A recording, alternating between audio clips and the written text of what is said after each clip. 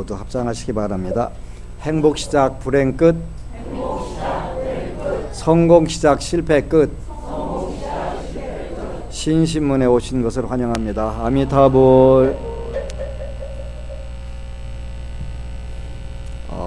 지난주에는 여러 가지 행사가 있었는데 하나는 화요일 날은 제주도의 산방산에 가면은 절이 두 개가 있는데 거기에서 보문사라는 절에 법회가 있어서 다녀왔고, 수요일 날에는 BBS 라디오 방송에서 만공회라고 하는 행사가 있어서 다녀왔고 그랬는데, 제주도의 법우 한 분이 젊은 법우님인데 건강이 안 좋아서 이제 기도를 했었는데 애기 데리고 나가세요. 건강이 안 좋아서 기도를 했는데 재발된 줄 알았어요. 재발된 줄 알았는데 질문하러 왔는데 질문을 공책에다 잔뜩 적어가지고 질문을 해서 이제 참 재미있는 대화를 했는데, 올해 2016년도에는 우리 절의 모토가 도구살이, 그래서 부처님께 귀의 자라기인데, 도와주세요, 구해주세요, 살려주세요, 이뤄주세요. 그래서 도구살이 앞자를 떼서 이렇게 했는데, 그 젊은 법우님이 저도 그거 다 했어요 그러는 거예요. 시작도 안 했는데 그분은 다 했대. 어떻게 다 했어? 그랬더니 이미 저는 도와주셔서 고맙습니다, 구해주셔서 고맙습니다, 살려주셔서 고맙습니다, 이루어주셔서 고맙습니다, 고맙습니다로 돌아갔대. 그래서 참 대단하다, 고맙다. 그러니까 젊은 애기 엄마가 그런 생각을 이미 기도 소원 성취를 해서 소원 성취를 하고 새로운 인생을 살면서 도와주셔서 고맙습니다, 구해주셔서 고맙습니다, 살려주셔서 고맙습니다, 이루어주셔서 고맙습니다, 이렇게 한다고 하니까 너무 멋진 거예요. 그래서 난 정말 기분 좋다. 그래 이제 그 수요일 날은 BBS 라디오 방송에서 만공회라고 그래서 한다고 원래 우리 만성공덕회라고 있는데, 그랬더니 우리 만성공덕회를 벤치마킹한 것 같아. 그래서 10만 명 월 10,000원씩 내기, 하면은 10만 명이 되면 10억이 되잖아요. 그래서 불교 라디오 방송 운영을 위해서 모금하는 운동인데, 만공회라고 있어요. 그래서 월 10,000원씩 내는 건데, 거기에 이제 와서 모델 좀 돼달라고 그래가지고 모델 되러 갔었어요. 근데 이제 거기서 참 아름다운 모습을 봤는데, BBS 사장이, 새로운 사장님이 아주 똑똑한 분이더라고요. 왜 똑똑한 분이냐면, BBS 라디오 방송에서 본인이 올라갈 만큼 다 올라가고 그만둔 거예요. 직장을 그만둔 거예요. 그리고 그만두고 나서 사회에 나가서 여러 가지 활동을 한 거예요. 여러 가지 활동을 해가지고 외연을 넓히고, 그래갖고 이제 나중에 사장을 공모하는데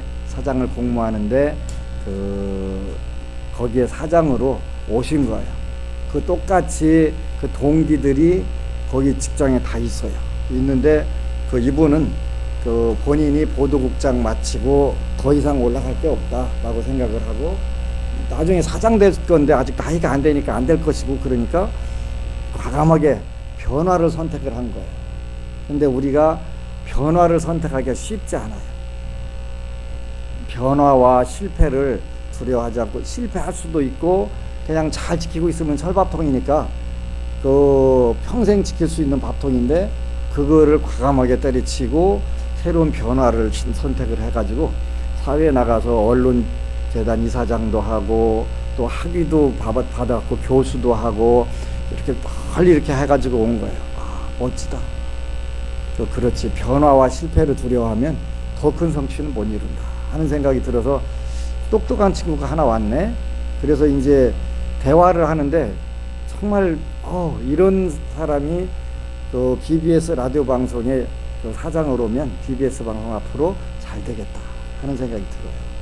그래서 그 어떻게 해야 되겠다는 마음들을 다 가지고 있고, 저에 대한 그 정보를 상세하게 파악을 해갖고 내가 누구하고 친하고 뭐 그런 것까지 다 파악을 해가지고 저를 철저하게 아주 연구를 해서 써먹어야 되겠다 이 생각을 하고서 부른 거예요. 그래서 참 써먹혀도 이런 친구들, 희망 있는 친구들한테 써먹히는 거는 아름답다 하는 생각이 굉장히 들더라고요. 고마운 거예요. 그래서 마침 제 신상 조사를 해가지고 다 묻는데 제가 1년 대학 선배더라고요. 근데 BBS 라디오 방송 사장 취임하는데 여야 원내 총무가 다 왔고 장관 국회의원들이 질벽에 온 거예요. BBS 라디오 방송 표가 아니거든요, 사실.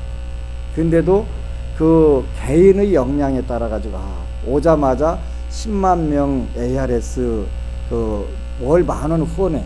근데 월 10,000원만 내는 게 아니라 벌써 거기에다가 4억 기부한 분도 있고 2억 기부한 분도 있고 이런 분들이 늘어나니까 10억은 월 들어오는 건 간단하고 100억도 되겠다.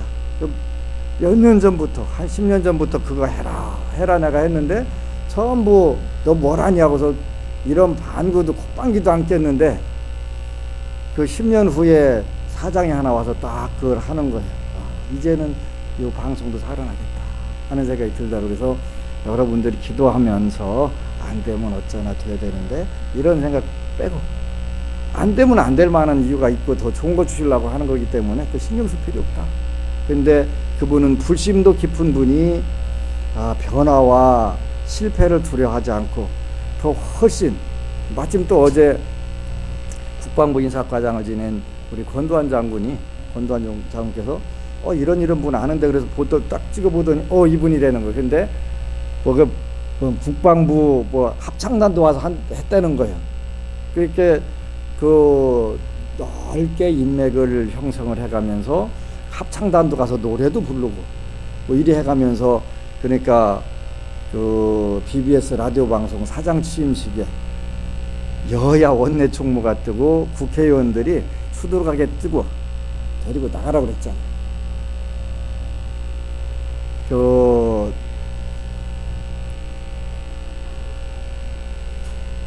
그렇게 해서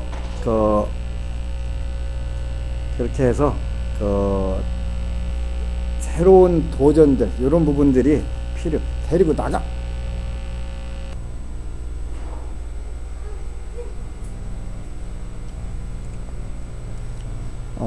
그래서 그런 부분들 보면서 아주 재밌고 좋았어요. 근데 어제 그저께 어느 법우가 글을 올렸어요. 나는 왜 불교에 대한 신앙심이 이제야 생겼을까 하는 의문이 오늘에야 풀렸습니다.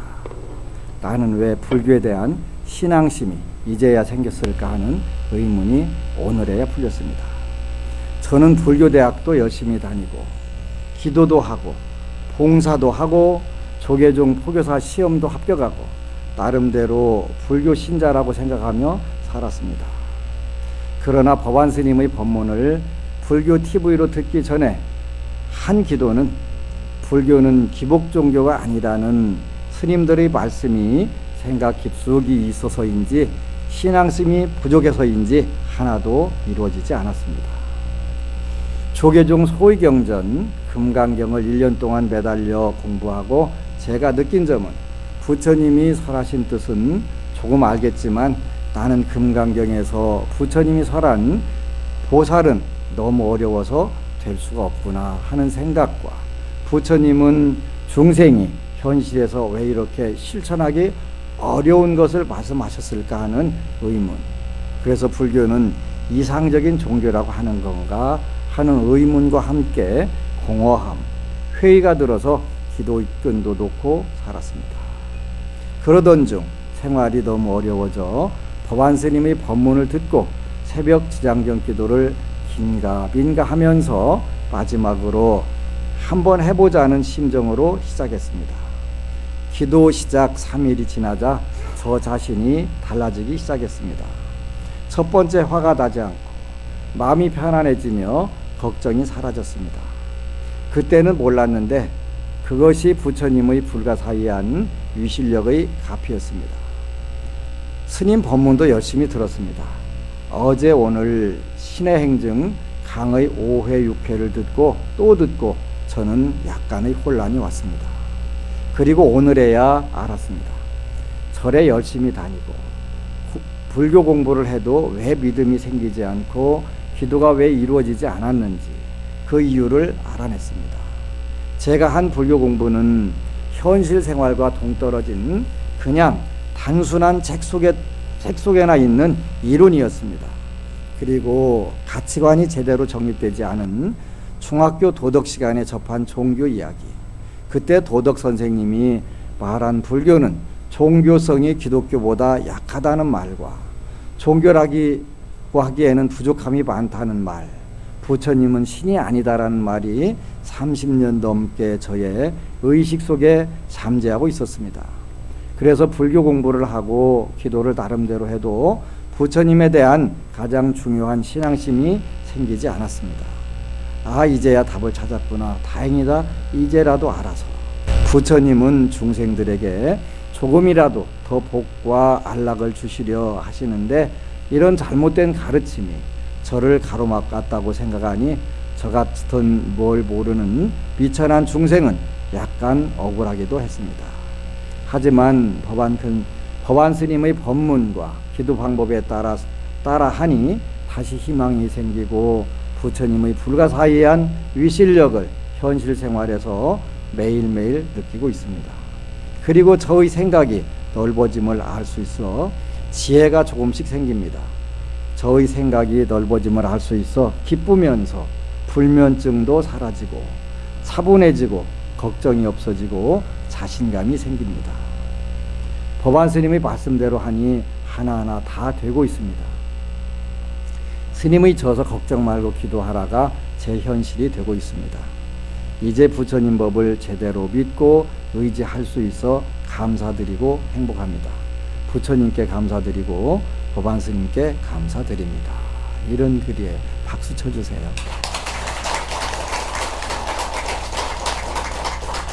여러분들 대부분의 모습일 거예요. 그렇죠? 여러분들이 이렇게 일반적으로 불교 생활을 몇십 년 동안 했어요.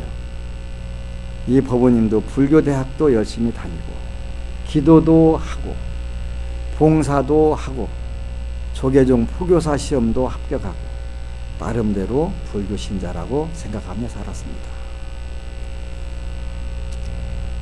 여기까지는 여러분들하고 이 글 자체가 여러분들 이야기인데 그래서 그 부처님 법을 제대로 모르게 되니까 안 되는 여러분들과 해당 사항이 없는 경전만 평생 붙들고 늘어져 가면서 작게는 1000도, 많게는 12,000도까지 금강경을 읽고 왜 안 되느냐고 그 짜증 부리가면서 오는 분들, 법화경을 30번이나 썼는데 되는 거 없다고 짜증 부리는 불자들 저한테 와서 한 번만 더 쓰고 그 본인이 원하는 만들어지면 개종하려고 왔다고 그런 분들이 많아요.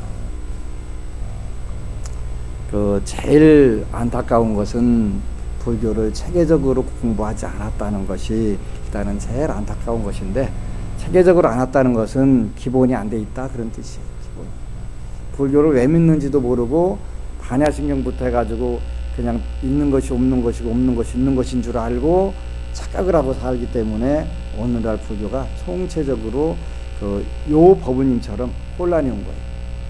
왜 불교에 대해서 신앙심이 생기지 않았는지. 그죠? 부처님은 3개의 도사고 여기서 도사라고 하는 것은 스승을 말하는 것인데 중국의 도사라는 말은 여기 길도자에다가 그 밑에다가 마디촌자 쓴 거 이끌 도자 그 도사라는 뜻이에요. 그래서 스승이라는 뜻이에요. 그리고 그 중국말로는 선생님이라는 뜻은 노사 늙을 노자 스승사자 노사를 선생님이라고 표현하더라고요. 그러니까 그 3개 도사 그럴 때는 그 내 생명의 그 스승 그런 뜻이에요. 내 생사 문제를 해결해주고 나의 진정한 행복과 성취를 이끌어주는 분을 그 스승, 도사 이렇게 표현해요. 이렇게 3계의 대도사이시고 사생의 자부다. 사생의 자부다. 그 사생이라고 하는 것은 모든 생명 있는 존재, 이런 존재를 의미하는 거예요. 태생, 그 태로 나는 거, 난생, 알로 나는 거, 습생, 옛날에는 그 물에서 그 벌레들이 모기라든가 모기충, 파리충들이 생겨갖고 나왔으니까 그거라든가, 그래서 습생 그걸 대표적으로 표현하는 거예요. 그 다음에 화생은 귀신 세계와 천상 세계를 화신 이렇게 표현하는 거예요. 또는 몸이 없이 그 변해서 생기는 거니까. 그래서 우리가 그걸 태란, 습화 이렇게 표현해요.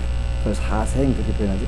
모든 생명 가진 존재의 그 자부다, 자비로운 아버지다, 자비로운 아버지다.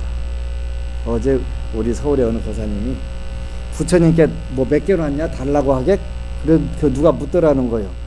그래서 예를 들어줬대요. 너는 네 아버지한테 몇 개 놨고 아버지한테 돈 받았으냐? 유산 받았으냐? 그랬다는 거예요. 사생 자부라면서 모든 생명 가진 존재의 그 자비로운 아버지인데, 우리 아버지가 재벌그룹 돈이 무지막지 많으셔요. 그러면 그분한테 달라고 해야 되겠지.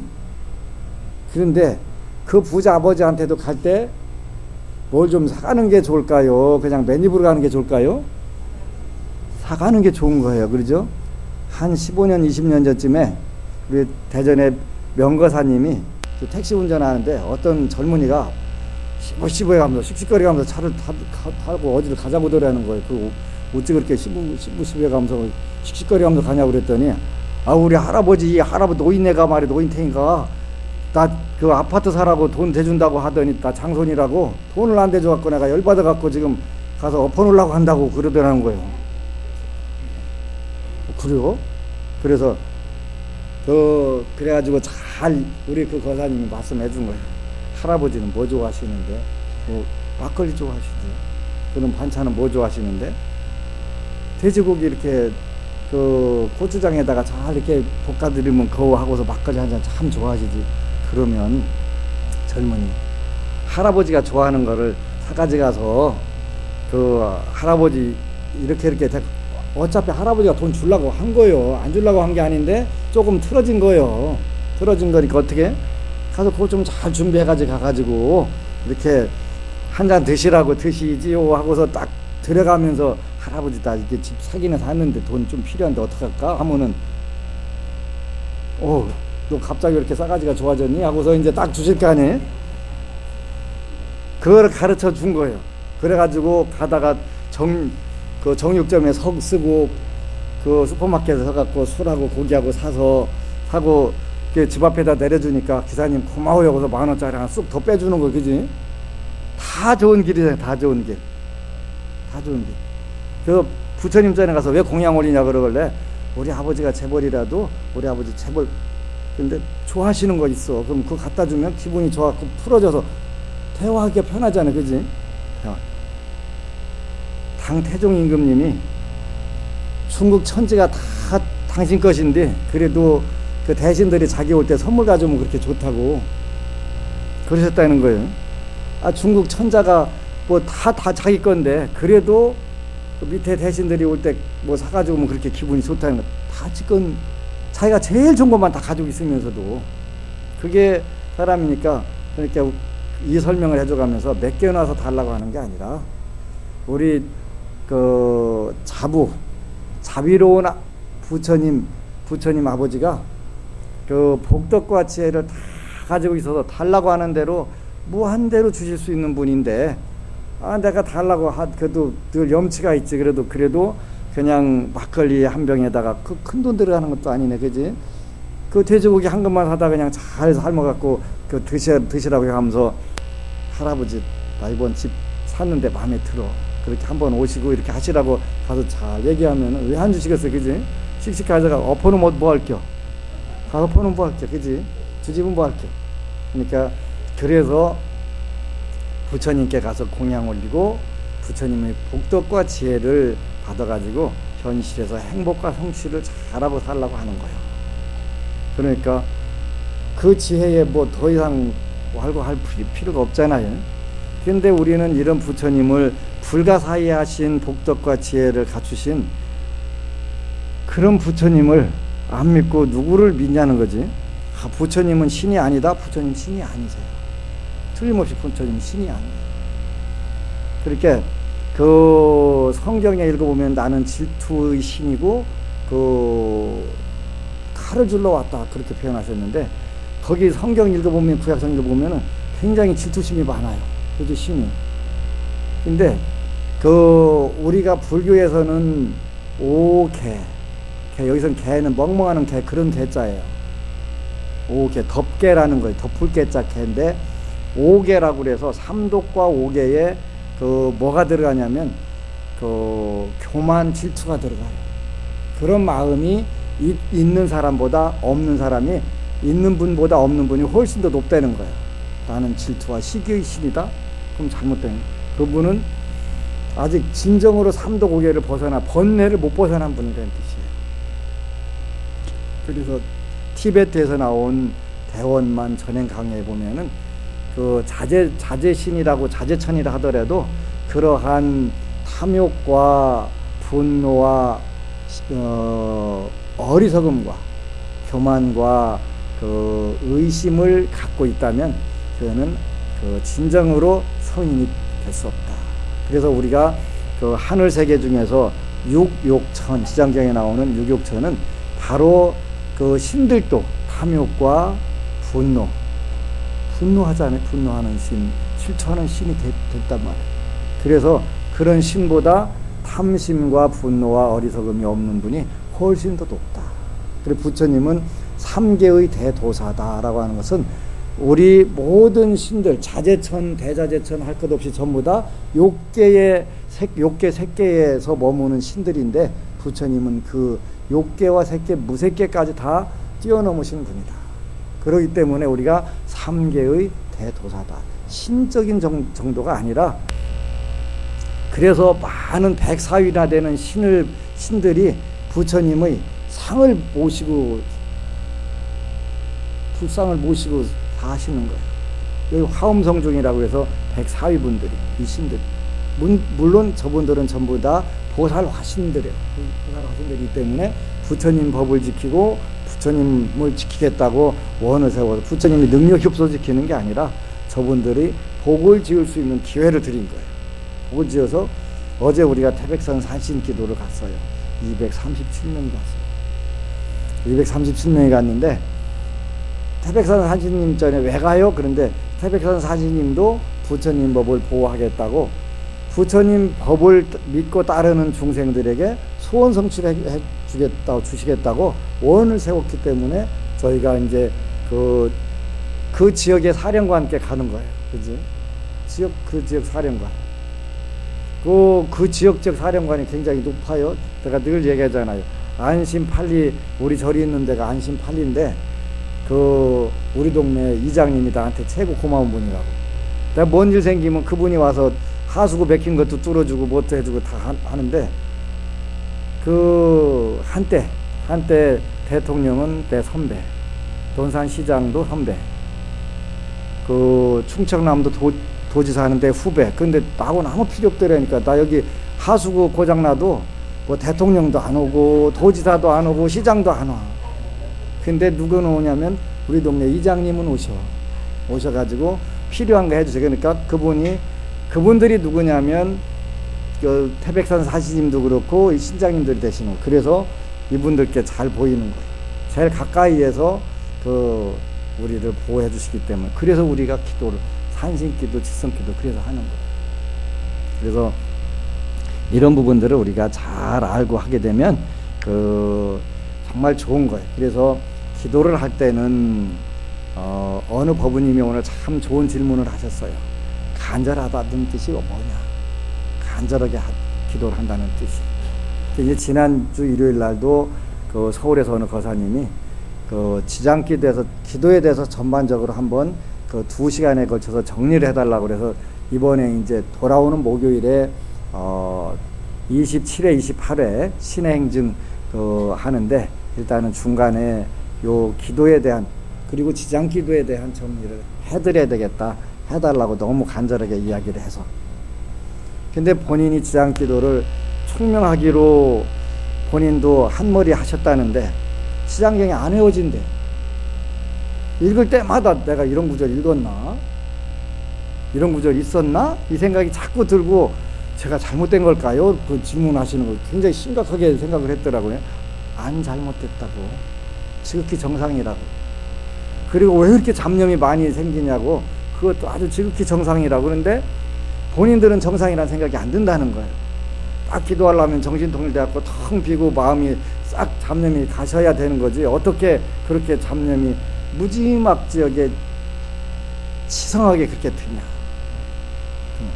그게 정상이다. 근데 그 정상이라고 하루듣게 얘기해 줬는데 이제 하나하나씩 도저히 할 수 없으니까 정리를 해서 말씀을 해주세요. 그래서 그렇게 하기로 했어요.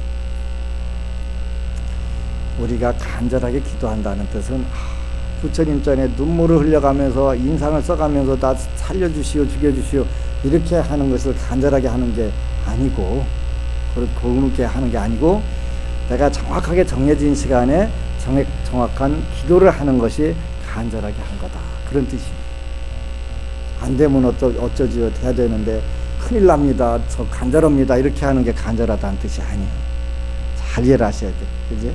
그런 뜻이 아니고, 정해진 시간에 정해진 기도를 하는 것을 우리가 정성, 간절하게 한다, 정성을 다해서 한다, 이런 뜻이에요. 그럼 그거 쉽네요. 그지? 일부러 인상 안 써가면서 해도 되겠네. 그지? 나는 간절하게 한다고 그래서 인상 써가면서 난 지금 힘드니까 죽겠어요, 살려주세요, 이렇게 하는 게 간절한 건 줄 알았는데, 중생들한테 하나하나 가르치기가 진짜 쉽지 않아. 쉽지 않아. 그래서 그 운명은 정성을 따른다, 이렇게 표현할 때 뭐냐면 정성, 그게 간절한 마음인데, 간절한 마음이 있으면 누워서 안 일어나질까요? 아니면 빨딱 일어나질까요? 안 해봐서 잘 모르시나요? 네. 여러분들이 정말 그 간절한 일이 있으면 내가 지금 잠이 오나 하고서 발딱 일어나게 되지. 그게 간절한 거예요. 제 시간에 딱딱 일어나서 한 게 그게 정성이에요. 운명은 정성을 따르는 거예요. 그래서 소원 성취되고 안 되고 빠르고 더디고 하는 부분이 거기에서도 많이 차이 나요. 그죠? 제일 크게 많이 차이 나는 것은 동력에서 차이가 나는 것이고, 두 번째는 운의 힘에서 차이 나는 것이고, 그 다음에는 그 꾸준히 하게 되면은 정성에서 차이가 나는 거예요. 정성. 근데 이분은 그래도 재미있는 거예요. 그죠? 그 불교 대학도 열심히 다니고, 기도도 열심히 했고, 봉사도 열심히 하고, 조계종 포교사 시험도 합격하고, 나름대로 불교 신자라고 하며 살아왔습니다. 그러나 법안스님 법문을 불교 팁으로 듣기 전에 한 기도들은 불교는 기복 종교가 아니라는 스님들의 말씀이 생각 깊숙이 있어서인지, 아니면 신앙심이 부족해서인지 하나도 이루어지지 않았습니다. 하나도 안 이루어지지는 않았겠지만 내가 내세울 만한 기도가 성취가 없었다, 이런 뜻이겠지. 조계종 소위경전 금강경을 1년 동안 매달려 공부하고, 제가 느낀 점은 부처님이 설하신 뜻은 조금 알겠지만, 나는 금강경에서 부처님이 설한 보살은 너무 어려워서 될 수 없구나 하는 생각과, 부처님은 중생이 현실에서 왜 이렇게 실천하기 어려운 것을 말씀하셨을까 하는 의문, 그래서 불교는 이상적인 종교인가 라고 하는 건가 하는 의문과 함께 공허함, 회의가 들어서 기도의 끈도 놓고 살았습니다. 그러지? 금강경은 제가 불자가 읽을 필요가 없는 경전이다. 내가 늘 이야기를 25년 동안 했어요. 25년. 금강경은 여러분들하고 해당 사항이 없다. 왜 없냐? 여러분들이 아라한이 아니기 때문에 할 필요가 없다. 아라한이, 그러면 저는 금강경 평생 공부할 필요가 없을까요? 원칙적으로는 없어요. 여러분이 아라한이 아니니까. 근데 읽을 수는 있어요. 읽을 필요는 없지만, 나는 그 어느 법부가 논산법인데 저는 조금 그 품이 있는 경전을 공부를 하고 싶어서 좀 책도 두껍고 들고 다니는데 묵직한 법화경, 묘법연화경을 들고 다녔습니다. 근데 그 지장경 읽을 때는 기도 성취가 잘 됐는데 1년 동안 안 됐습니다. 그래서 다시 지장경으로 돌아올까요? 돌아와야 될까요? 그래서 그래야지. 내가 법화경 몰라서 너한테 안 시켰을까? 안 시켰을까? 금강경을 내가 몰라서 안 시켰을까? 아니다 이거야. 안다 이거야. 안다. 그런데 너한테 지금 필요한 게 뭐냐? 그리고 네가 어느 수준에 올라가 있냐? 내가 그것도 모르고 강의를 하겠냐? 가르침을 주는 스승이 상대가 유치원생인지 초등학생인지 중학생인지는 알고 강의를 해야 할 거 아니에요. 그잖아요. 제 눈에는 여러분들이 뭘로 보일까요? 유치원생 아니면 유치원 들어가기 직전 아니라고 생각하는 분들도 종종 계세요. 저한테 어느 분이 와갖고 스님 저는 다 합니다 그러더라. 다 합니다. 그래? 뭘 다 하나? 그랬더니 제가 스님보다 불교 책을 많이 읽어서요 더 많이 기억하고 있어요. 그래서 근데 저보다 기억하는 게 좀 많이 있는 것 같아요. 근데 그 여러분들이 뭔가 안다고 생각할 때는 사실은 진짜 아는 게 아무것도 없는 거라고 제가 얘기를 했지요. 내가 아는 게 아무것도 없네. 그 상태를 들어가서 정말 은산철벽에 꽉 맥히고 나서 그때부터 고민해야 그때부터 아는 게 나오는 거. 알 수 있는 게 나오는 거예요. 제가 스님보다 많이 알아요. 뭘 알아? 그랬더니 체계적으로 한 번이나 공부해 본 사실이 있어? 없다는 거. 나 혼자 독하겠습니다. 불교 독학으로 될 것 같으면 벌써 불교 지구상에서 없어졌다. 티베트 스님들이 15년 내지 25년 동안 스승들을 찾아가면서 70명 찾아다니면서 그 공부를 왜 하겠냐? 혼자 공부하면 되는데 티베트 글자 어차피 티베트 글자가 알 거고 그걸 했겠냐? 아니다. 그 정토종의 조사 중에 여산 해원선 스님이라고 하는 분이 계셨는데 이 스님이 정토종의 조사의 중국 정토종의 그 시조의 시조. 그리고 엄청나게 똑똑하고 도대체 천재 중에 천재가 그 강의도 많이 하고 하셨는데 그분 친구 스님이 하나 있는 거예요. 같은 도반이 있었는데 30년 만에 만난 거예요. 그래가지고 그 이제 혜원 스님이 그 도반 스님한테 물은 거예요. 스님은 뭐 공부해서 그동안 30년 동안 나는 관세음보살 보문품 읽었어. 30년 동안 그것만 읽었어? 응. 아니 30년 동안 관세음보살 보문품만 읽었단 말이야. 그러니까 왜? 야 나는 그거 수백 번 강의했다. 그러니까 잠깐 그러면 내가 독경하는 거 한 번만 들어봐. 그랬더니 들을 필요도 없어. 내가 그 팔만대장경 다 끼고 있는데 뭘 네가 하는 걸 뭘 들어 듣기는 그래도 한 번만 딱 들어봐. 딱 하고서 관세음보살 보문품을 딱 이제 30년 동안 했으니까 암송할 거 아니에요. 그냥 쫙 암송을 하기 시작하니까 갑자기 하늘에서 꽃비가 내리고 향기가 막 진동하는 거예요. 이게 어떤 일이냐 그러니까 암송 독송이라고 하는 건 이런 걸 말하는 거라고. 그러고 나서 혜원 스님 정토종 조사가 아이고 스님 몰라봬서 죄송하다고. 우리가 지식으로 아는 부분들 굉장히 중요한 거예요. 그것을 언젠가는 내 삶으로 전부 연결해서 녹여가지고 들어가는 게 필요한 거예요. 그러니까 저보다 불교 많이 하는 사람 틀림없이 많죠. 많이 책 읽고 기억하고 하는 사람도 많아요. 얼마 전에 어느 거사님이 그분 얘기하더만 동국대 사학과 교수인데 도대체 선종 서적들도 나는 가지고만 사다만 놨는데 이분은 그걸 다 읽은 분이에요. 그런데 80 넘은 분이 저 찾아왔어요. 그 노 교수가 찾아왔어요. 스님 제가 잘못 살았나 봐요. 왜? 그랬더니 80대 갖고 잘못 살았다는 생각이 든다는 거예요. 근데 도대체 불교 가지고는 내가 그분을 당할 길이 없지. 80년 동안 오로지 학문을 파가면서 선종 조사들의 서적들을 있는 서적 다 읽고 동국대 박물관 관장을 하셔가면서 또 그 도서관에 가서 다 읽었으니까 얼마나 많이 읽으셨겠어요. 근데 80도인 양반이 스님 제가 잘못 살은 것 같아. 잘못 살았네. 내가 잘못 살았네. 아니 새파란 스님이 어떻게 그 80노 교수한테 잘못 살았네라고 그냥 그것도 증문즉답으로 딱 때리시오. 왜 그러냐면 잘못 살았다는 이야기는 뭐냐면 그분이 학문적으로 다른 쪽으로 눈도 안 돌리고 잘 사는 거 맞았는데 인생을 행복과 성취 부분에서는 안 된 거예요. 안 된 거예요. 자녀 문제 자녀들이 그 아들 부부 내외가 이혼하겠다고 해서 데리고 오라 했더니 이렇게 살아. 인생은 마음대로 안 되더라. 그래서 그때부터 다시 지장경을 읽으시오.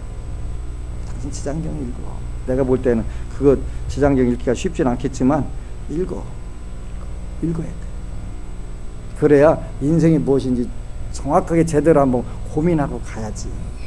그러고 이제 갈 날이 가까우니까 지장경 읽은 공덕으로 도리천이라도 가야 되지 않겠어?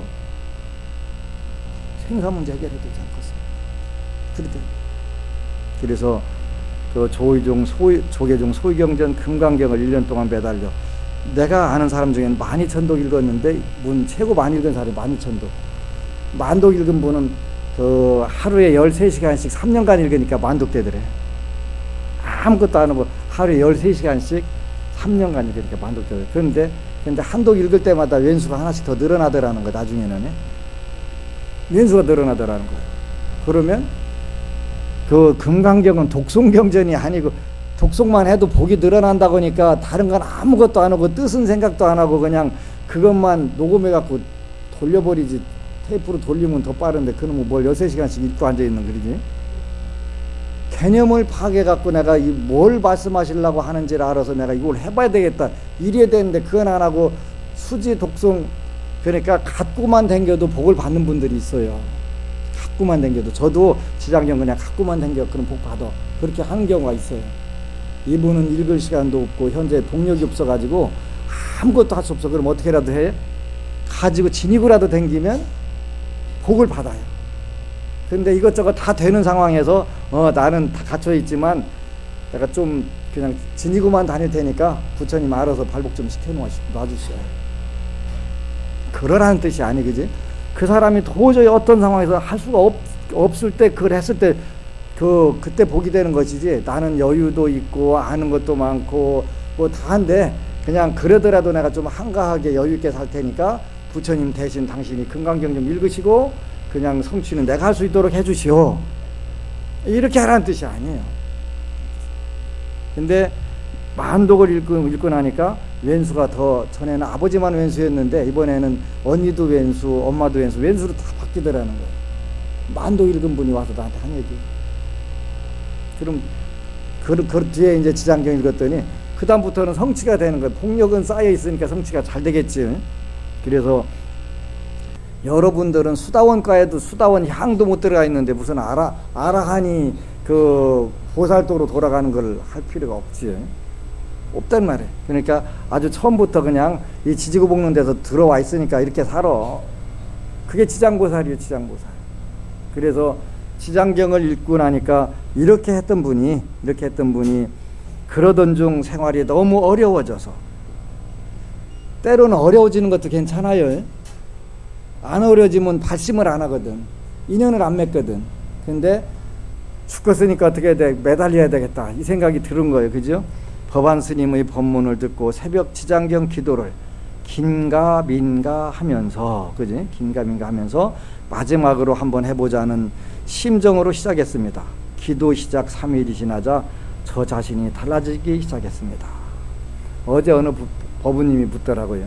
전 간절하게 기도하고 싶은데 지장경 며칠 읽었더니 왜 이렇게 마음이 편해졌냐고. 마음이 편해져가지고 걱정거리도 없고 내가 지금 이러고 살아도 되는 사람인가 싶어가지고 어떻게 하는 게 간절한 거냐고 어제 그 법우가 질문한 거예요.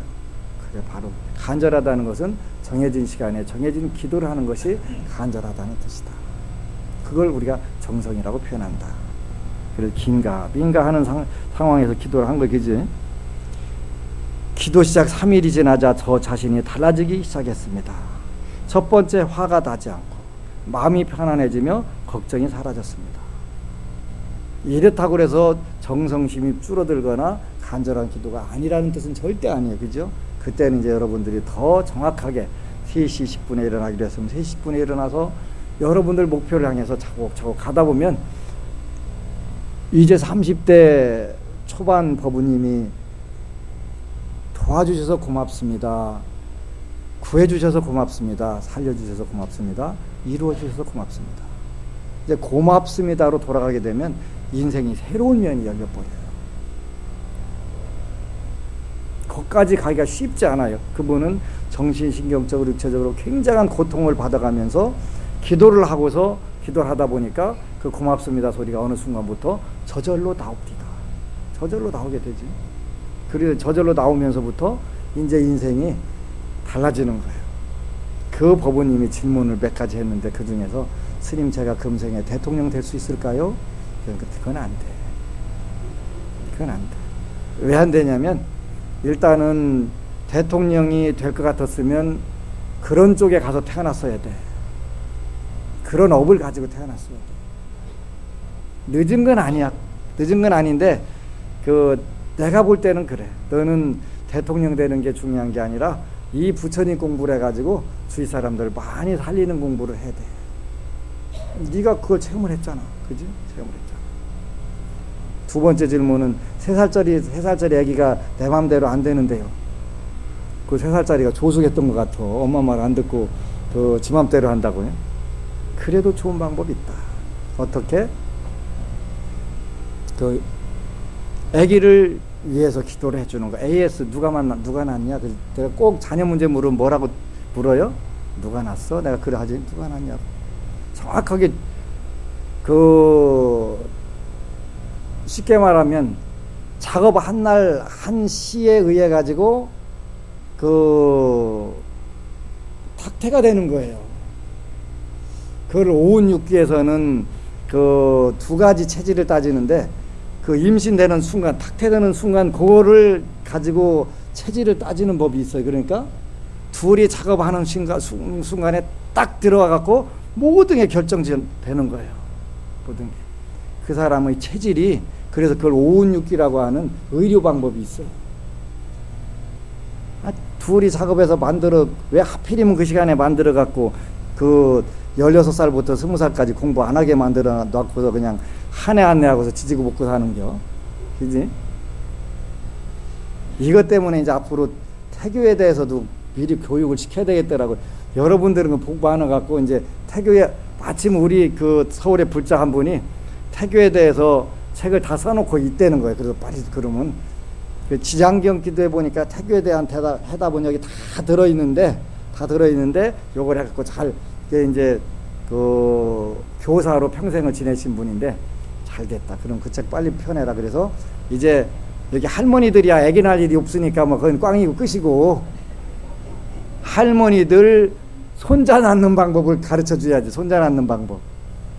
그리고 자손들 좋은 자손 두는 방법 가르쳐 주기 위해서 태교가 필요하다는 것이지. 그렇게. 그것부터 우리가 잘 하게 되면 좋은 인재들이 많이 모이고 좋은 인물들이 많이 나겠지. 그걸 그래서 3살짜리가 말을 안 듣는데요. 인사존칭 써라. 그러면 금방 말 듣는다. 그지?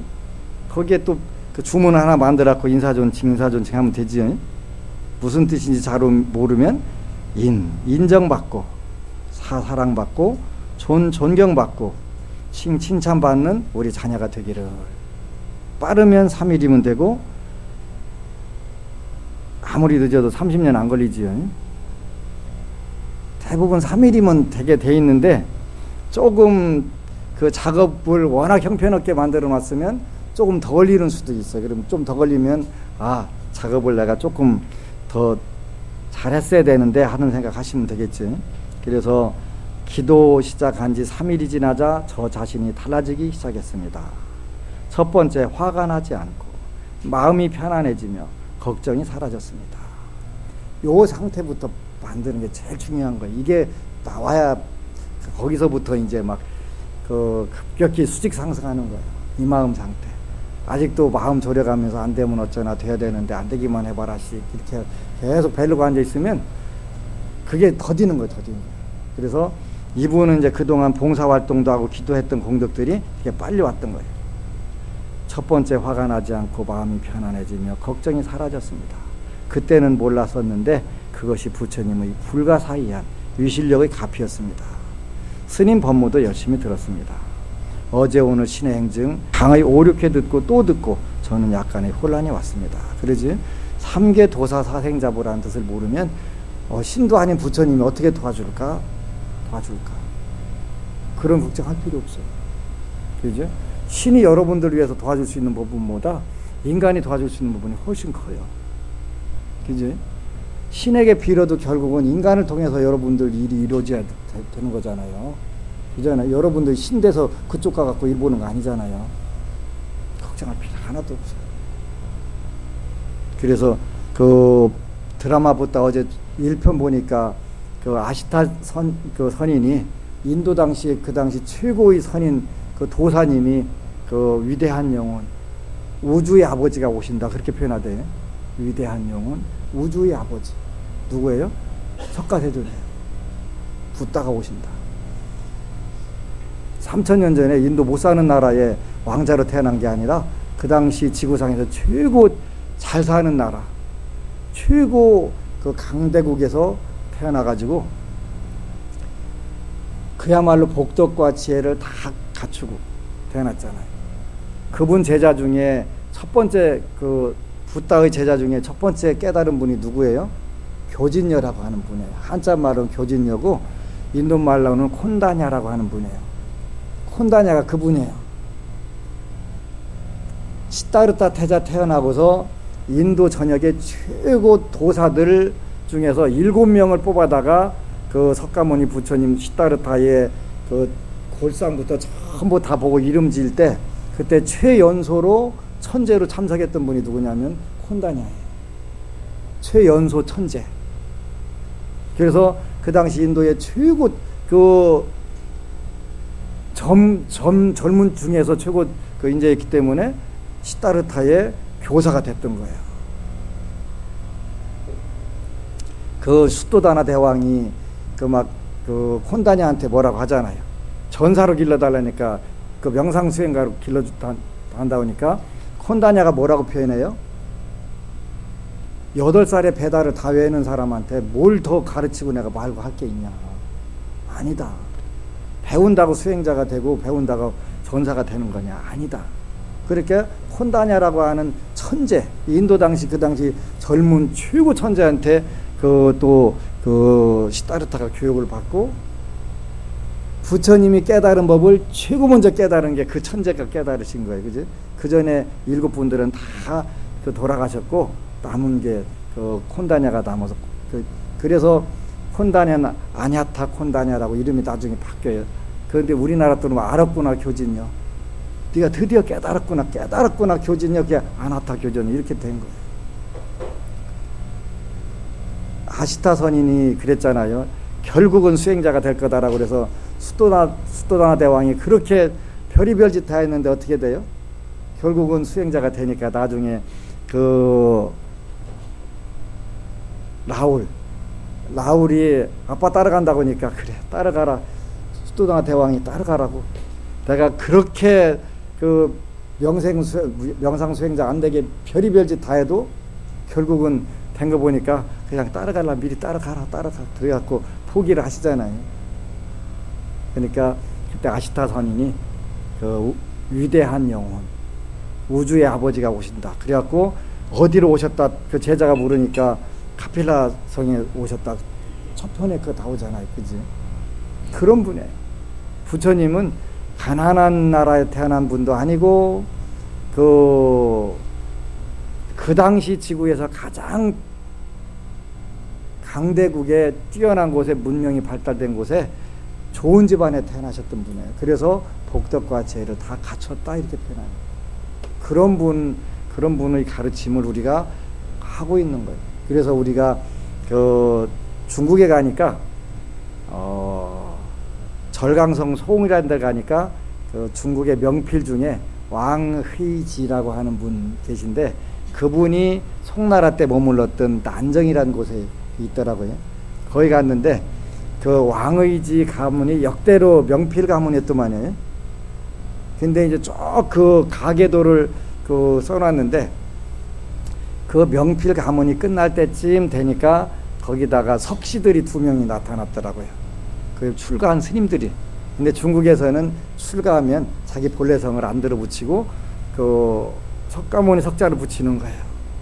그래서 그 석법안 이렇게 붙이는 거예요. 이분들은 출가한 분인데 그 집 족보에 오르기는 올랐는데 이건 출가한 제자다 이런 뜻으로 석시라고 딱 붙이는 거예요.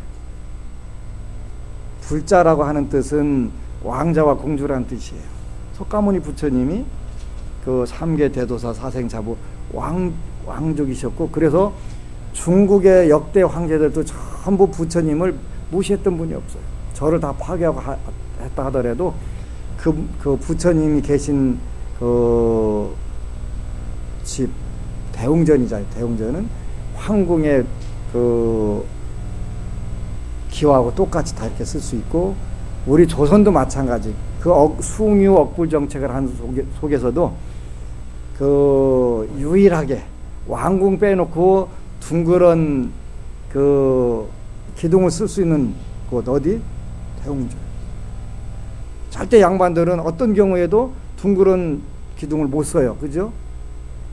그 천원 지방이라고 그래서 하늘은 둥글고 땅은 네모졌다고 그래서 전부 다 네모된, 여러분들 댕겨보세요. 오직 왕궁하고 부처님 그 계신 곳만 이 둥그런 기둥을 쓴 거예요. 그러니까 석가모니 부처님은 그 인간으로 오셨어도 신을 훨씬 초월한 정도가 아니라 무색계 사선천까지 다 그 초월하신 그런 분이기 때문에 그 3계 도사 사생자부 거기에 대해 누구도 태클을 안 거는 거예요. 그래서 부처님은 중생들에게 조금이라도 더 복과 안락을 주시려 하시는데, 이런 잘못된 가르침이 저를 가로막았다고 생각하니 저 같은 뭘 모르는 미천한 중생은 약간 억울하기도 했습니다. 약간 정도가 아니었겠지요. 그래도 이때 만났으니까 천만 다행이잖아요.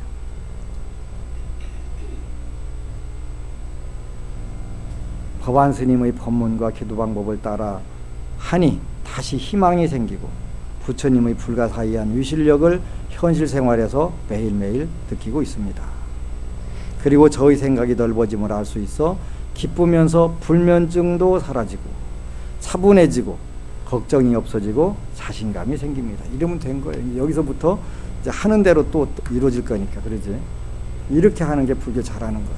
그래서 비워라도 하라 하는 것은 비워라도 해야 될 사람들이 있어요. 그죠? 저같이 머리 깎은 사람들은 비워라도 하라 해도 돼요. 그래도 필요한 건 필요한 거예요. 그죠? 거기에 그것이 전부라고 생각을 안 할 뿐이지, 전 돈 좋아해요. 돈 필요해요. 그러니까 그 미리 부탁을 하는데, 구정 때 혹시 선물 사줄 거 있으면 저희 현찰로 주세요. 현찰로. 그냥 가능하면 맨손으로 오시지 말고 이거 가지고 오면 더 좋지. 제가 굉장히 두꺼워졌어요. 아주 요즘은 아주 반질반질해요. 제가 할 일이 많아요. 금년에 할 일이 많아요. 그 일단은 1월 달부터 그 초코파이가 1000박스 정확하게 들어가요. 이번에 1000박스 들어갔어요. 1500만 원어치. 그리고 부처님 말씀 또 찍어야 돼요. 그리고 이것도 찍어야 돼요. 이거 한 번 찍는데 21만 개 6천만 원 내야 돼요. 그 부처님 말씀 6만 권 찍는데 4천만 원 들어가요.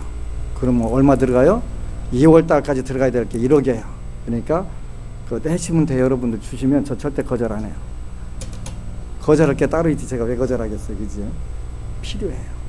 근데 여러분들 복지라고 하는 거예요. 여러분, 뭐 여러분들 주든 안 주든 저는 여러분들 이미 저한테 그 주머니를 열고 와야 될 분들이 많아서 저는 걱정 안 해요. 그런 거. 주머니 열고 와야 될 분들이 널려 있어 대한민국. 그런데 뭘 걱정하겠어요. 근데 여러분들의 같이 복을 지는 기회를 제가 드리는 거예요. 부처님 말씀 새해에 24만 권, 그 다음에 럭키체인은 이게 42만 개가 될 수도 있어요. 너무 인기가 좋아가지고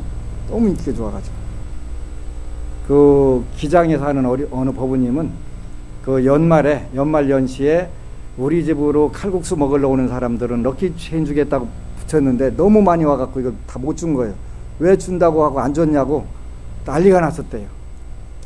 그 다시 또 주었어요. 그러니까 사업에도 쓸 수 있고 어디 행운을 드리는 거니까. 그래서 농담 반 진담 반이긴 한데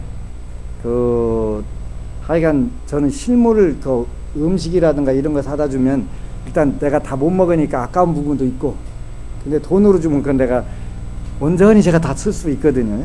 그러니까 꼭 부탁드려요.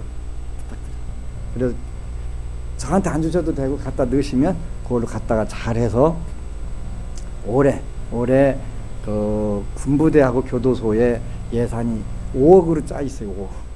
5억 원. 어디서 나온다? 여러분 주머니에서 나온다. 걱정 안 하셔도 돼요. 여러분들 주머니에 나오는지 안 나오는지 모르게 제가 몰래 다 뽑아내니까 그것도 걱정할 거 없어요. 그냥 여러분들은 열심히 채워놓으면 제가 알아서 필요한 때마다 꺼내다 쓰도록 이렇게 할 테니까 걱정 안 하셔도 돼요. 그랬다고 여러분들 주머니에 절대 먼지만 안 쌓인다. 돈으로 쌓이는 돈. 그래서 걱정 말고 기도해 가면서 이렇게 하시게 되면 행복 시작 불행 끝, 성공 시작 실패 끝. 더 나가면 행복만 딱, 성공만 딱 되는 거예요. 하여튼 금년에 여러분들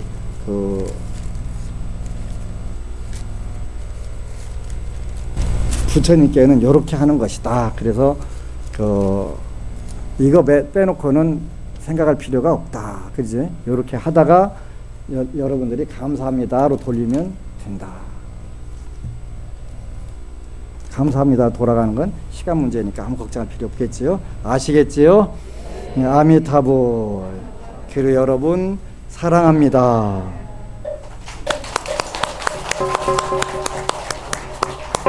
이제 조상님들을 위해서